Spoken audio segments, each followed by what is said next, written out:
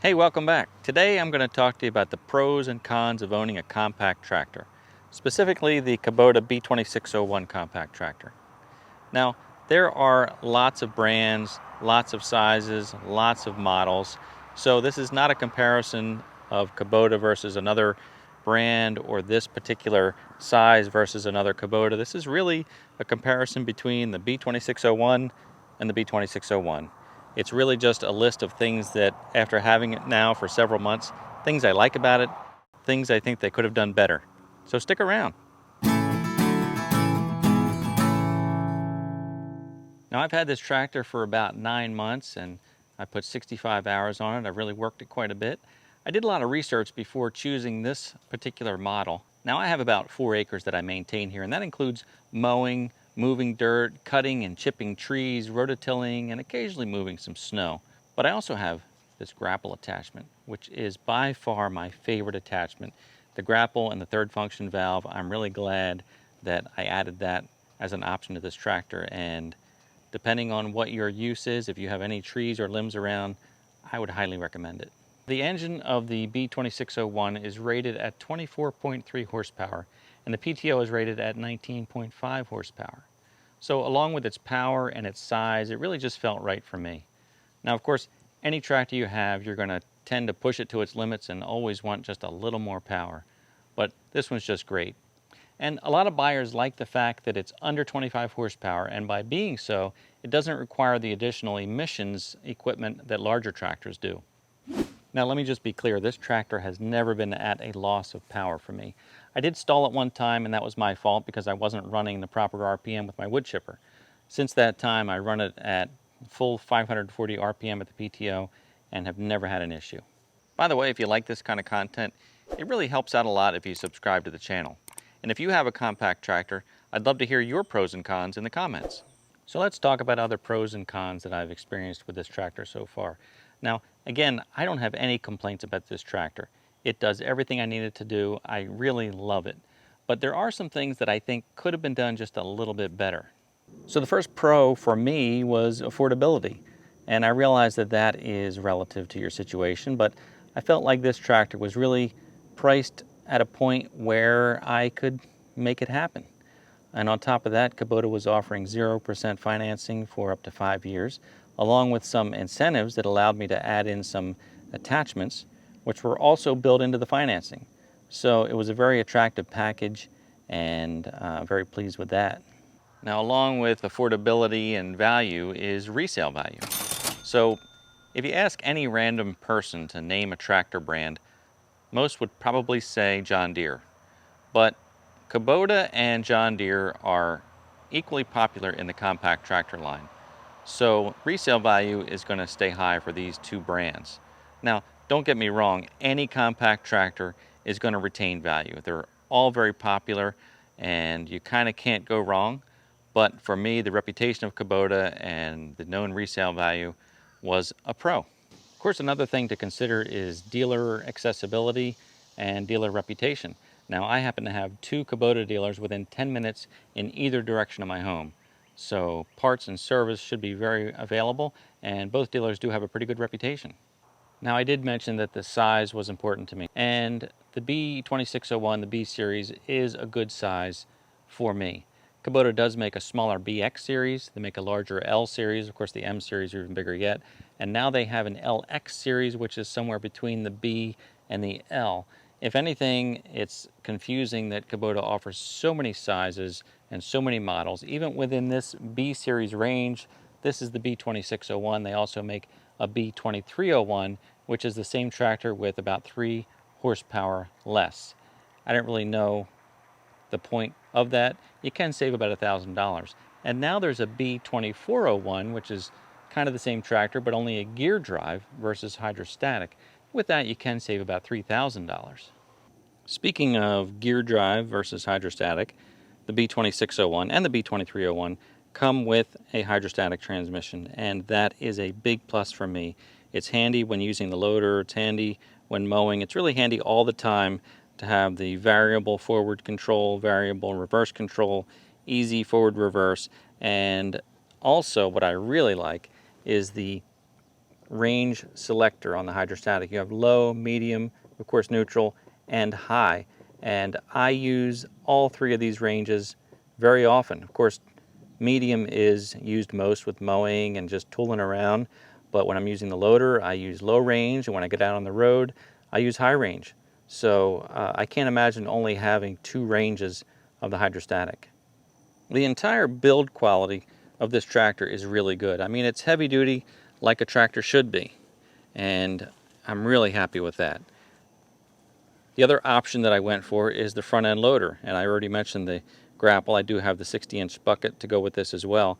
But the front end loader is a must-have for me. And the later B2601s come with the Swift-Attach loader. So you can unhook this loader supposedly from your seat, but since I have the third function, I have to hop off and disconnect those. But it's very easy to remove the entire loader attachment. The older B2601 or B series tractors did not have the Swift-Attach loader. So that was kind of a bonus for this 2019 model. Of course, these tractors are four-wheel drive, and it seems like, I guess they kind of all are today. You can get a two-wheel drive tractor, but it seems like pretty much all of them are four-wheel drive. To me, though, that's a bonus because my last tractor was a 1972 John Deere with manual steering and two-wheel drive, so this is an absolute joy to have. I do like the operator station of this tractor. I like the analog gauge cluster. Some of the nicer options that it comes with are armrests. There's also a 12-volt power port. We all need that these days. And it does have a rubber floor mat, so it's a very nice station. We can't forget to mention the cup holder. There's even a notch for a mug with a handle. It also has cruise control and tilt steering. I mean, a tractor with cruise control and tilt steering, come on. The 3-point hitch system is very nice on this tractor. What I really like are the adjustable arms. Instead of having turnbuckles, you've got pins that you pull out and you can adjust the width very easily. The PTO has a cover that lifts up and down just to make it easier for you to make that connection back there. Speaking of the 3-point hitch system, you have a 3-point hitch that has adjustable heights. So you can raise it all the way up, you can lower it anywhere in the middle, and it stays right where you put it. I know that on a lot of smaller tractors, you just have basically an up and a down with nothing in between. So this is a feature you find on larger tractors, and it works great on this one too. Underneath there is a mid PTO, which is great for a mid-mount mower or a drive shaft for a snowblower. Not something I ever intend to use, but it's nice to have. And you can choose to run just the mid PTO, or both the mid PTO and rear PTO simultaneously, or just the rear PTO. So you can get 4 tires for this tractor. I know all tractors have 4 tires. I mean, you can get 4 different tires for this tractor. Not 4 different tires on the same tractor. I mean, you can get 4 different options of tires for this tractor. So this one has the R4 industrial tires. You can also get the R1, which is the traditional tractor tire that you might think of. You can get a turf tire, and now there's an R14, which is a hybrid kind of combination between the R1 and the R4, and they are really slick looking, and I think they're going to become the most popular tire for compact and subcompact tractors. I mean, just look at this picture of these R14s. Are they not the coolest looking tires ever? Well, I think they are. I like them, and I wish I had them. So by now you're thinking, well, obviously you love this tractor, so what could possibly be wrong with it? Well, there's a couple things. The first negative I noticed about this tractor after using it for just a short time is this floor mat, which, you know, they promote it as a nice feature, and I suppose it is better than just metal, but it's pretty flimsy, and I noticed that when I step on it, a lot of times you step on the tractor and you twist your foot and it comes loose, and you have to stick the little rubber grommets back into place. So I think that they should have made this with a heavier rubber or a plastic or something better than just this thin rubber. I like it, but it comes loose on me a little too often. Another thing is that the loader frame gets caked with black soot when you start the tractor. I'll start it and show you.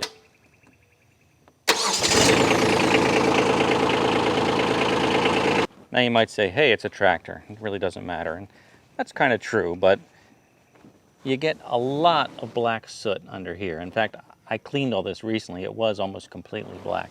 So I get it. There's not a whole lot you can do. I know that some people take this exhaust pipe and they turn it down a little bit more, but when you do that, then you're blowing dust at the ground. So it's difficult. And obviously if the exhaust came out the back or the side, it would still be a problem. And like the old tractors that had a stack, that would be ideal for the exhaust, but then you have a problem when you go under low trees and branches. So, you know, it's just one of those things. And speaking of the front end loader, a load level indicator would be nice. Now the bucket has a flat spot, which is your level indicator, but that's not really great. So it would be nice if there was a bar or something to indicate a level load. I realize that would add to the cost, but just something that would be nice. Oh, I did mention the operator station, that it is pretty nice, and I like the seat that has armrests, but I'll be honest with you, this seat is not that comfortable. I'd like to see a little more softer springs or maybe more cushion, but it is not as comfortable as I would like. Now granted, I did have my rear tires filled with liquid ballast, and I think that gives the tractor quite a bit of a harder ride, so I can't blame it all on the seat, but that's just one thing that I think could be a little bit better. And speaking of those rear tires, I feel like the tractor could stand a little bit wider, and I know a lot of guys put spacers in and add 2 inches to each side. I kind of think the tractor should be built with that added width. Another plus and a minus, Kubota includes a nice little toolbox on the back, but it's pretty small and it's pretty flimsy. Obviously I use it and I appreciate it, but you know, it's something that most people will probably change out. The 4x4 selector is right here to my right, and it works really well. It goes in easily.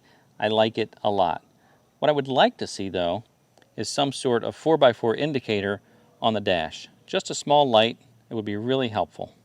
Now looking at the front of the tractor, if you have the front end loader attachment, those headlights are basically worthless. So I know a lot of folks add a nice LED system to the ROPS, which I plan to do as well. So again, headlights worthless with a loader. You've got this front brush guard, which looks really cool, but that's actually pretty flimsy too. Mine got bent up from some limbs, and I just think that there should be more bars in here, or maybe round pipe instead of these flat bars. So that's about it. And don't get me wrong, I love this tractor. I think it's a great value. Those cons that I mentioned really aren't cons as much as maybe wish list items or things that could be a little bit better. But again, I think for the value, you're getting a great machine, and I have no complaints. Hey, if you enjoyed this video, it really means a lot if you hit that like button, tap subscribe, and click that little bell so you're notified when I put out my next video. And check out some of my other videos. Thanks again for watching, and I'll see you next time.